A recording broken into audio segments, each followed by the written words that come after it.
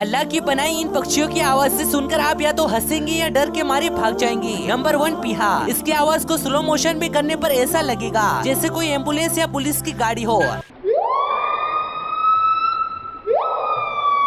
Number 2 white billboard. ये अगर किसी शहर में जाकर आवाज लगाए तो शहर के लोगों की रूह कांप जाए, क्योंकि इसकी आवाज बिल्कुल वार्निंग सायरन की तरह है।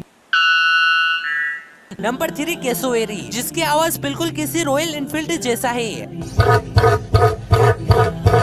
बेशक अल्लाह जबरदस्त बनाने वाला